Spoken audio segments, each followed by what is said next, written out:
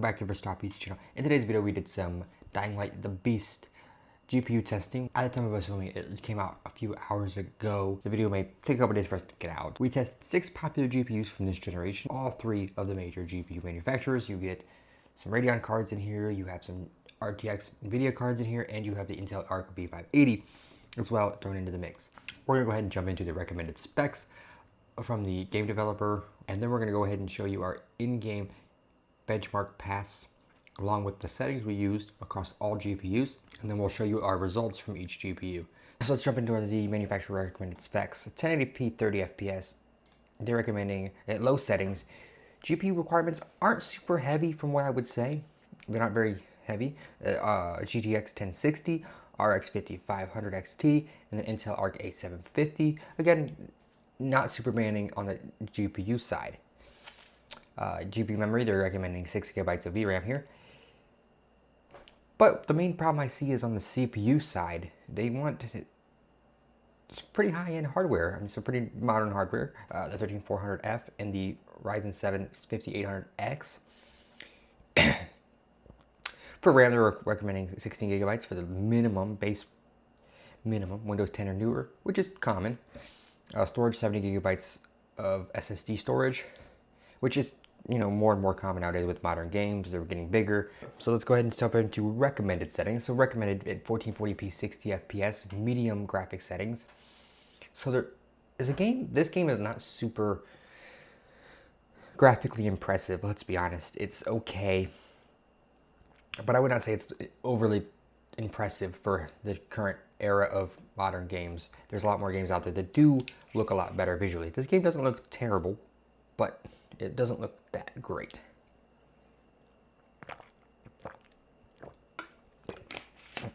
So in my opinion, targeting 1440p, in my opinion, only targeting 1440p 60 FPS with medium settings in a title like this is kind of unimpressive, especially because some of this GPU hardware is pretty mid-range. I mean, 3070 Ti is still considered a pretty decent mid-range, lower mid-range at this point, but still a mid-range GPU. Costed what, over $500 US at launch. So I mean, it is a couple generations old. You can pick up on the used market for around 350-ish. You know, catch a deal every once in a while at 300. But again, the AMD 6750 XT, again, a couple $100 GPU. Intel Arc B580 at MSRP, it's a $250 card, but across the board, it's been kind of an expensive card. You know, recommended for the 1440p 60 FPS medium settings. Recommending 8 GB of VRAM now, so 2 extra gigabytes over the minimum. CPU is still the same for Intel, the 13400F. However, for the Ryzen, they want you to step up to a Ryzen 7 7700, an 8-core CPU. That's a fairly expensive CPU. Okay.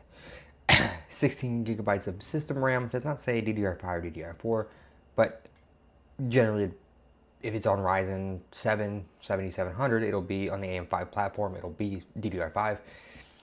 3400F. Let's go ahead and go to performance at high settings, 4K 60 at high settings. They're recommending an RTX 4070 Ti. That's a very expensive GPU.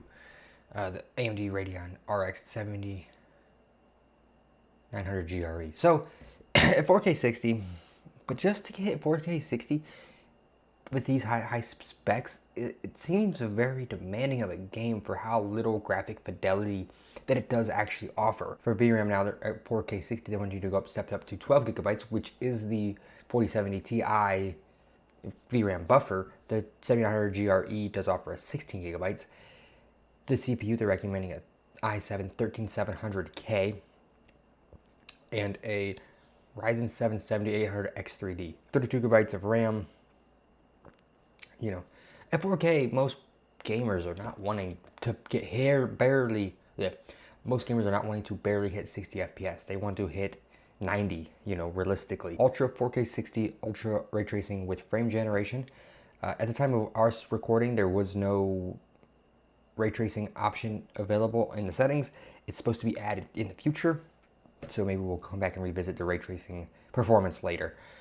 They're recommending for GPUs, they're recommending RTX 5070, which up until recently was hard to get your hands on at a decent price. AMD Radeon RX 9070, again 16 gigabytes of VRAM. There are so now the Intel Arc B580 comes back into, you can use frame generation to hit 60 FPS at 4K, which we'll see at the base frame rate in our benchmark testing. I would not recommend using the B580 at 4K even with frame generation. It's going to be a very delayed performance, a very delayed experience. It's going to feel very floaty, very weird. So again, now they're going to step up to 32 gigabytes of RAM for both 4K 60s at high settings and ultra settings. They're stepping up to 32 gigabytes of system RAM, Windows 10 or newer, and then 70 gigabytes of space.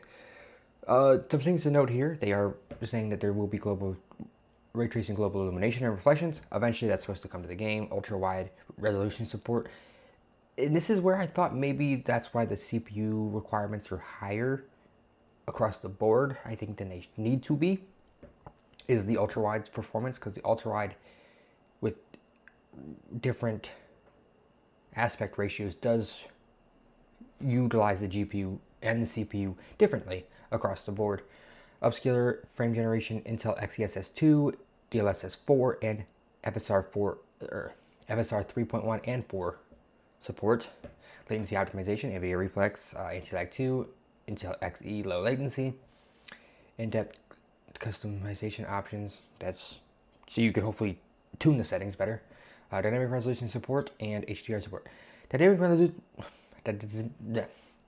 resolution support is, I think, what's going to help with getting better performance. And then laptop performance, I don't know anything.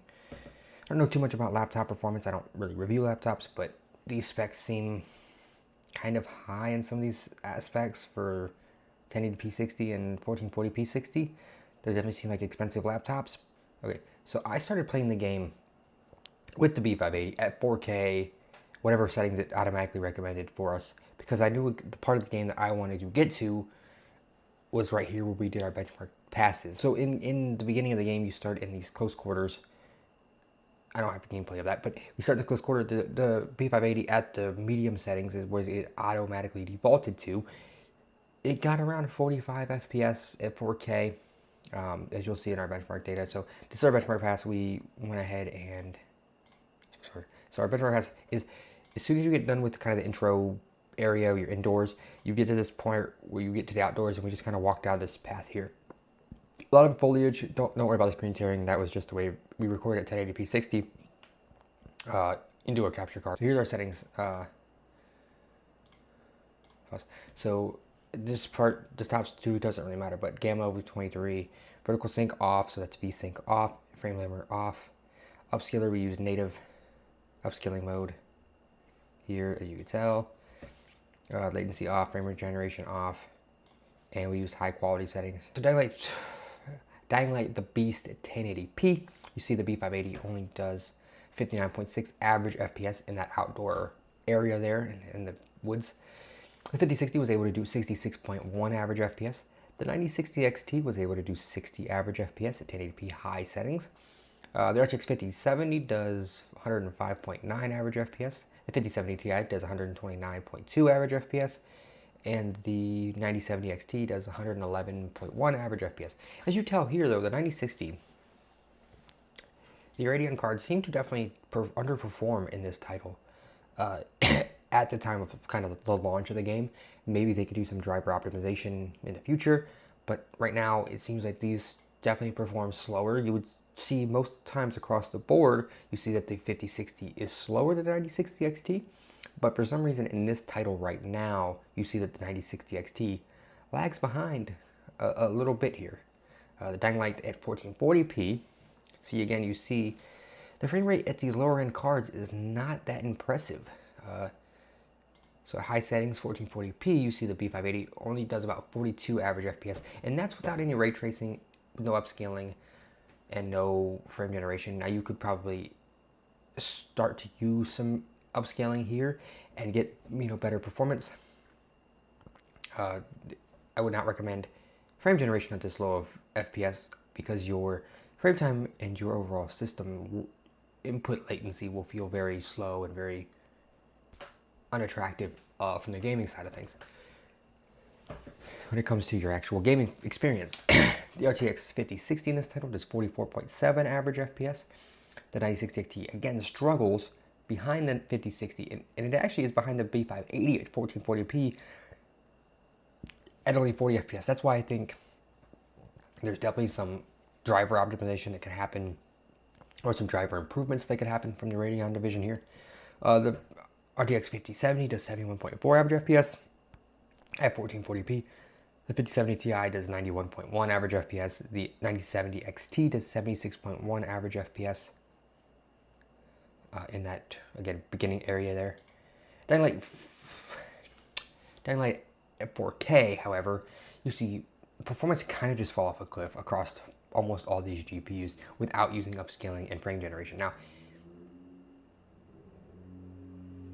come on, dude. Come on, dude. Are you serious?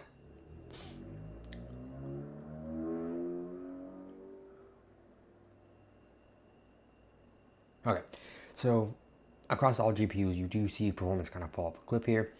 But the B580 doing only 21.4 average FPS, 5060 doing 23.7 average FPS, 9060 XT doing 20.5 average FPS, RTX 5070 only doing 37.6 average FPS, 5070 Ti only doing 49.6 average FPS, and the 9070 XT doing only 40 average FPS essentially. So there you have it, our benchmarking results. As always, we do kind of test these GPUs in the best case scenario. We use a high-end Ryzen 9800 X3D CPU along with an X670 motherboard using PCIe 5.0 for the GPUs that are compatible with PCIe 5.0. Then we also use high-speed RAM at DDR5 6000 MHz CL28. So again, we are testing these GPUs very much in a best case scenario. Your mileage may vary depending on your CPU, motherboard, and RAM configuration. But as long as these GPUs performing in their best case scenarios with no upscaling, raw rasterization performance, no upscaling, no frame generation, without relying on the technologies. The Nvidia GPUs seem to perform the best in this title, with the 5060 basically leading the budget pack. You also have the 5070 Ti and the 5070 performing pretty well in this title, and from the mid-range. The Intel card, I think it holds its own for the price. It holds its own. It does pretty well at 1080p. 1440p, you probably would have to enable upscaling. At 4K, I would definitely not recommend the Intel Arc B580 unless you want your gaming experience to feel kind of sluggish. Now, when it comes to the Radeon cards, again, I did say during our benchmarking test that the driver seems to maybe be struggling, or just the Radeon cards themselves struggle in this title, making the 9060 XT slower than the RTX 5060 at 1080p and slower than the Intel Arc B580 at certain resolutions. The 9070 XT definitely lags behind in this title compared to the 5070 Ti, where in other titles they perform very neck and neck. In this title, they seem to perform with the Nvidia cards coming out quite a bit ahead, making the 9070 XT with the current drivers almost as slow as the 5070 compared to the 5070 Ti. So, yeah. So, not a very good showing from Radeon. Now, if you enjoyed this, if you want to see us do a deeper dive,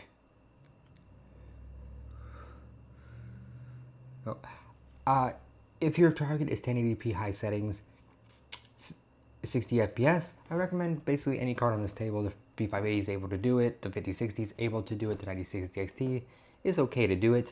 If you're looking at 1440p for 60 FPS, you would either have to lower the graphic quality settings, use upscaling, or step up to a better GPU like a 5070, 9070, somewhere in that range. And at 4K, if you're looking to get over 60 FPS, you're going to need a high-end GPU, or really relying on upscaling and possibly frame generation in this title. So there you have it. These are our results. If you want to see us do a deeper dive into upscaling, like DLSS, XCSS, and FSR4 in this title, to see how those recommended specs with these GPUs really perform. Let us know in the comments below. If you want to see other content, let us know that in the comments below as well. If you enjoyed this video, please consider leaving a like. Subscribe if you want to find your way back for future content. And as always, I'll see you in the next one.